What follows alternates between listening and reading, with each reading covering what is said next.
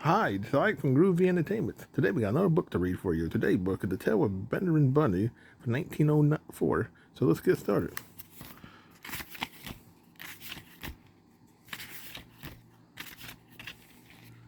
One morning, a little rabbit sat on a bank. He pricked his ears and listened to the chit-chat of a pony. A gig was coming along the road. It was driven by Mr. McGorry, and beside him Mrs. McGorry in her best bonnet. As soon as they had passed, little Benjamin Bunny slid down into the road and set off with a hop, skip, and a jump to call up on his relations who lived in the woods at the back of Mr. McGorrick's garden. That wood was filled of rabbit's holes, and in the nearest sandiest hole of all lived Benjamin Ott and his cousins, Floppies, Moppies, Cottontail, and Peter. Old Mrs. Rabbit was a widow. She earned her living by knitting rabbit wool mittens and muffets. I once bought a pair at Brazier. She also sold herbs and rosemary tea and rabbit tobacco, which is what we call lavender.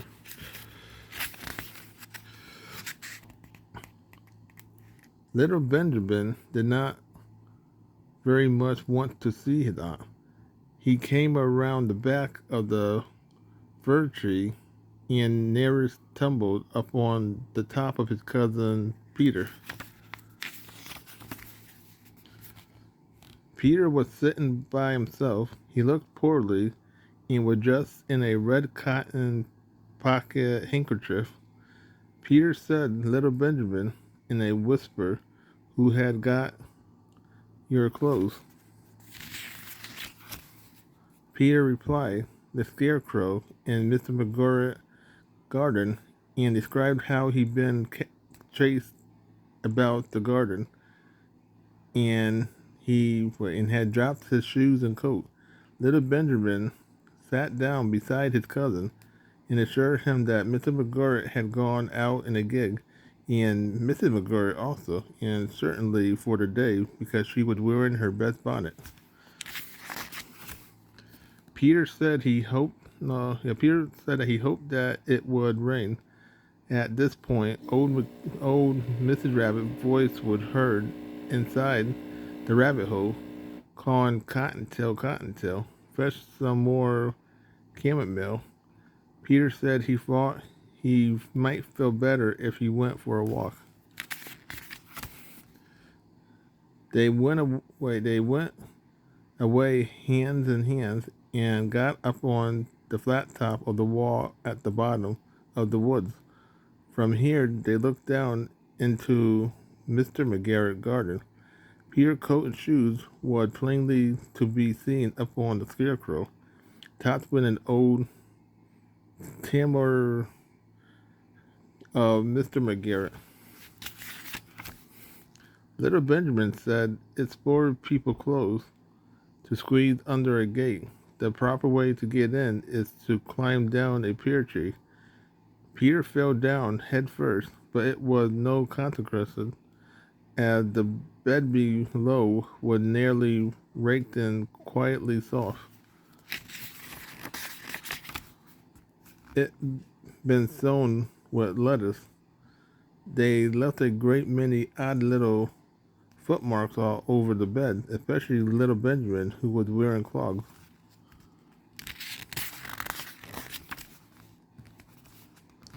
Little Benjamin said that first thing to be done was to get back Peter's clothes in order that they might be able to use the pocket handkerchief.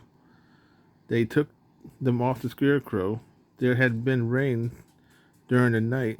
There was water in the shoes, and the coat was somewhat shrunk. Benjamin tried on the tambour, but it was too big for him.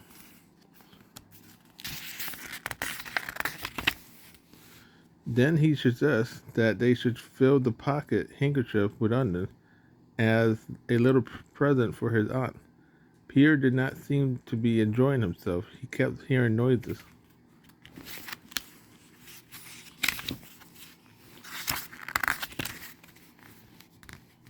Benjamin, on the contrary, was perfectly at home and ate a lettuce leaf.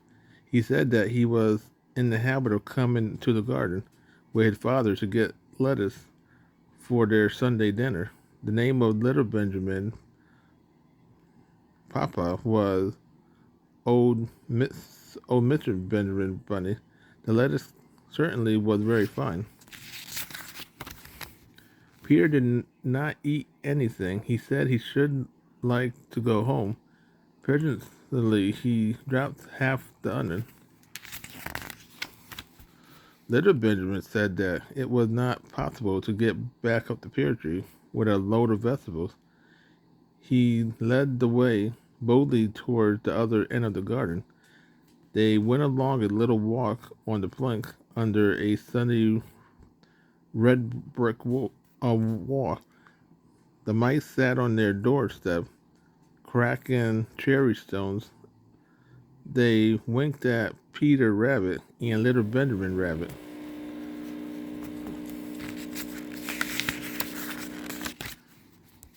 Presently, Peter let the pocket handkerchief go again.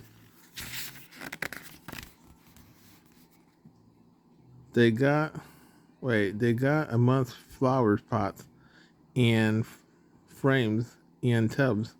Peter heard noises worse than ever. His eyes were as big as a lollipop.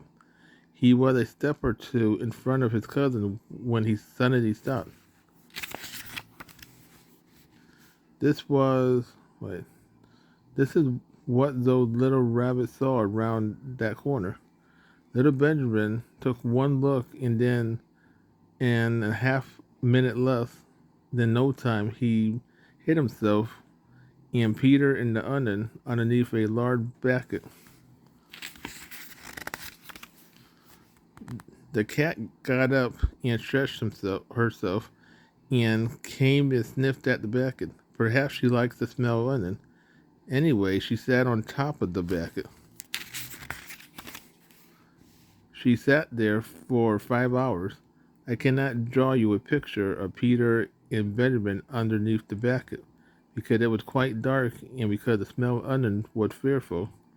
It made Peter Rabbit and little Benjamin cry. The sun got round behind the woods. It was quite late in the afternoon, but still the cat sat on the bucket. At length there was a pitcher patter, and some bit of mortar fell from the wall above. The cat looked up and saw old Mr. Benjamin Bunny prancing along the top of the wall of the upper trench. He was smoking a pipe of rabbit tobacco and had a little fish in his hand. He was looking for his son. Old Mr. Bunny had no onion, whatever of cats. He took a tremendous jump off the top of the wall onto the top of the cat. He cuffed it off the bucket and kicked it into the greenhouse, scratching off a handful of fur. The cat was too much surprised to scratch back.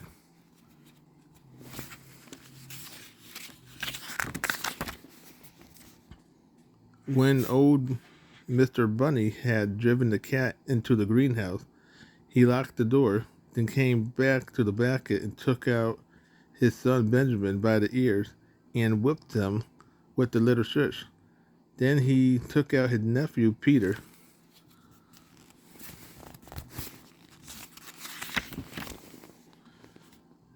Then he took out the handkerchief of onion and marched out of the garden. When Mr. McGurk returned about half an hour later, he observed everything was perplexed him. It looked as though some person had been walking all over the garden in a pair of clogs. Only the footmarks were too ridiculously little. Also, he could not understand how the cat could have managed to shut himself up inside the greenhouse, locking the door upon the outside.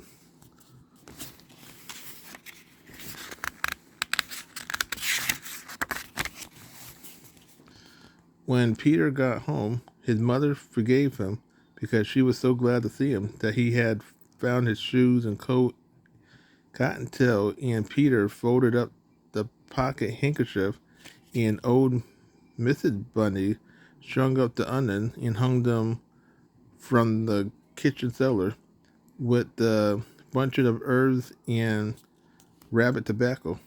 The end. So that was the tale of Benjamin Bunny for 1909. 1904. So if you like, subscribe, share, and comment, have a good every day. We'll have another video coming out real soon.